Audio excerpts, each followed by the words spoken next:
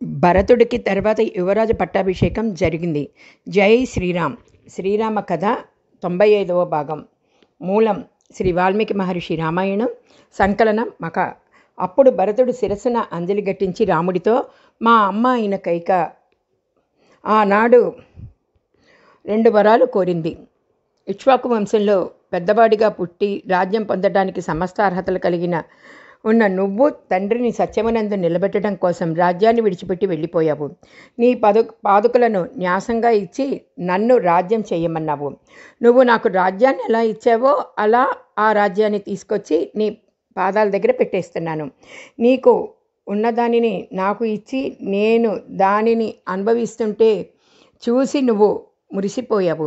అందుకని ఇవాళ నేను దానిని నీకు ఇచ్చేస్తున్నాను అన్నాడు. భరతుడు మాటలకి సంతోషించిన రాముడు తిరిగి రాజ్యాన్ని స్వీకరించడానికి అంగీకరించాడు. శత్రుఘ్నుడు అక్కడికి వచ్చి, అన్నయ్య, క్షురకర్మ చేయవారిని తీసుకొచ్చాను. నీ జట్టలు కట్టిపట్టేసింది కదా, క్షురకర్మ చేయించుకో అన్నాడు. అప్పుడు రాముడు, నేను తండ్రి మాట నిలబెట్టడం కోసమని నా అంతా నేనుగా అరణ్యవాసానికి వెళ్ళాను.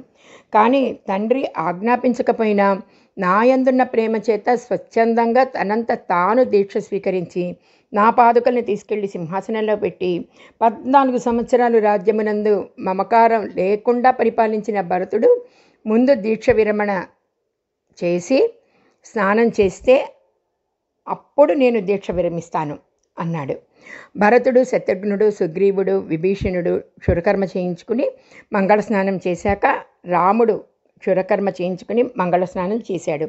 తర్వాత రాముడు అందమైన పట్టుపుట్టములను ధరించి మంచి అంగరాగములను పూసుకొని దివ్యాభరణాలను ధరించి బయటికి వచ్చాడు. తన కొడుకు ఇన్నాళ్లకి తిరిగి వచ్చాడని పొంగిపోయిన కౌసల్యాదేవి సీతమ్మకు అభ్యంగన స్నానం చేయించి మంచి పట్టుపుట్టము కట్టి చక్కగా అలంకరించింది. కౌసల్య, సుమిత్ర, కైకేయులు చేత అలంకరించబడ్డ వానరకాంతలు 9000 ఏనుగులు ఎక్కారు. దశరథుడు ఎక్కే శత్రుజయం అనే ఏనుగును తీసుకొచ్చి దాని మీద సుగ్రీవుణ్ణి ఎక్కించారు. వానరులందరూ కూడా సంతోషంగా అయోధ్యకి బయలుదేరారు.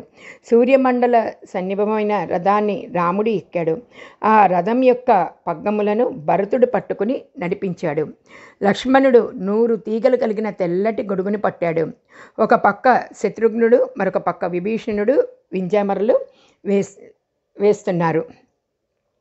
అలా రథంలో అయోధ్యకి వెళ్తున్న రాముడు కనపడ్డ వాళ్ళందరినీ పలకరించుకుంటూ వెళ్ళాడు. ప్రతి ఇంటి ముందు పతాకాలు ఎగరవేశారు. అన్ని ఇళ్ల ముందు రంగవల్లులు వేశారు. సంతోషపడిపోతూ నాట్యం చేస్తూ అందరూ వెళ్తున్నారు. వెళ్ళేటప్పుడు ముందుగా మంగళ వాయిద్యాలు నడిచాయి. ఆ వెనకాల వేద పండితులు ఉన్నారు. తర్వాత పెద్దలు, వాళ్ళ వెనకాల కన్నెపిల్లలు, కొంతమంది స్త్రీలు పిండ వంటలు పట్టుకుని నడిచారు.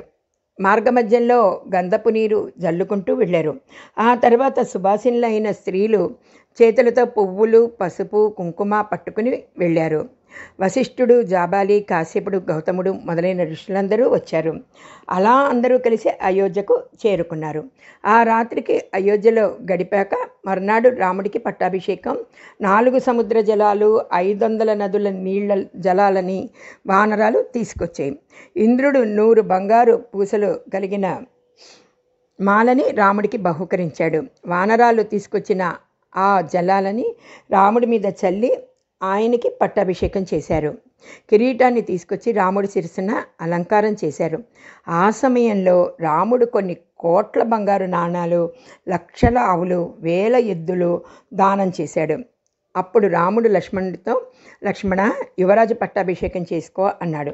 అప్పుడు లక్ష్మణుడు, అన్నయ్య, నాకన్నా పెద్దవాడు భరతుడు ఉన్నాడు, నాకు రాజ్యం వద్దు, భరతుడికి ఇవ్వు అన్నాడు. తర్వాత యువరాజు పట్టాభిషేకం భరతుడికి జరిగింది. సుగ్రీవుడు, విభీషణుడు, అంగదుడు మొదలైన వానర వీరులందరూ బహుమతులు ఇచ్చారు. హనుమంతుడికి తెల్లటి వస్త్రద్వయాన్ని, హారాలు ఇచ్చారు.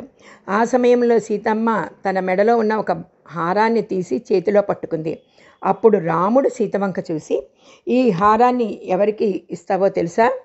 పౌరుషం, బుద్ధి, విక్రమము, తేజస్సు, వీర్యము, పట్టుదల, పాండిత్యము ఎవడిలో ఉన్నాయో అటువంటి వాడికి ఈ హారాన్ని కానుకగా ఇవ్వు.